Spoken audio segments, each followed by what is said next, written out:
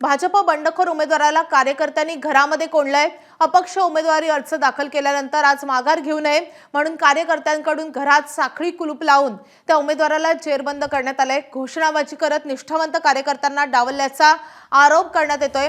प्रभाग क्रमांक 6 मधून अपक्ष उमेदवार ज्ञानेश्वर काकड यांच्याकडूनही माघार घेण्यास नकार देण्यात येतोय आणि बंडखोरांमुळे भाजपला मोठा फटका बसण्याची शक्यता आहे। त्यामुळे अशा रीतीने उमेदवाराला घरात डांबून ठेवण्याचा नागपूर पॅटर्न आपल्याला नाशिकमध्ये पाहायला मिळतोय।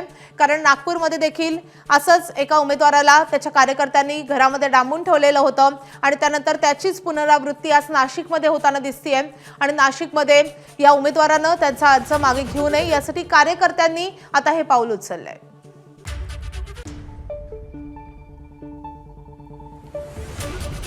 तर अपक्ष उमेदवार ज्ञानेश्वर काकड यांच्याकडूनही माघार घेण्यास नकार देण्यात येतोय। मात्र त्यांच्यावर दबाव होऊ नये किंवा त्यांनी कुठल्याही प्रकारे तो उमेदवारी अर्ज मागे घेऊ नये यासाठी कार्यकर्ते आता आक्रमक झालेत आणि कार्यकर्त्यांनी त्यांच्या समर्थकांनी त्यांना घरामध्येच कोंडून ठेवलेलं आहे।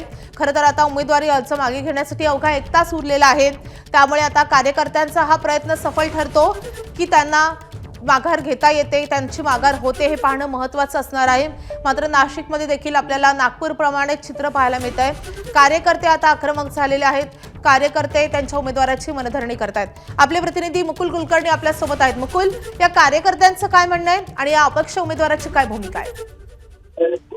ज्ञानेश्वर काकड हे भारतीय जनता पक्षाचे पदाधिकारी देखील राहिलेले आहेत। त्यांनी गेल्या काही वर्षांपासून निवडणुकीची तयारी केलेली होती। तिकिटासाठी इच्छुक उमेदवार म्हणून त्यांनी उमेदवारीसाठी मुलाखत देखील दिलेली होती। मात्र ऐनवेळी दुसऱ्या उमेदवाराला उमेदवारी देण्यात आली आणि यांनी आपल्याकडनं एक अर्ज भरलेला होता, परंतु तो अर्ज आता अपक्ष म्हणून आहे। आज माघारीचा दिवस आहे। आज या उमेदवाराने माघार घेऊ नये त्यासाठी त्यांचे हितचिंतक समर्थक एकवटलेले होते आणि त्यांनी घरातनं बाहेरच पडू नये यासाठी त्यांना घरामध्ये कोंडून ठेवण्यात आलेलं आहे। त्यामुळे आता ज्ञानेश्वर काकड यांनी निर्णय घेतलेला आहे की मी ही निवडणूक लढणार आहे आणि भारतीय जनता पक्षाच्या समोर बंडखोर उमेदवार म्हणून आता ते समोर येतील आणि आपल्या निवडणुकीला सामोरं जातील। एकूणच भाजपाला ही बंडखोरी शमवण्यात अपयश आलं असं आपण म्हणू शकतो। मात्र कार्यकर्त्यांचा आग्रह आहे, कार्यकर्ते आक्रमक झालेत आणि त्यामुळे आता निष्ठावंत कार्यकर्त्यांना डावलल्याचा आरोप करत आता हे अपक्ष उमेदवार त्यांचा उमेदवारी अर्ज कायम ठेवणार असल्याचं कळतंय। धन्यवाद मुकुल या माहितीसाठी। एबीपी माझा, उघडा डोळे बघा नीट।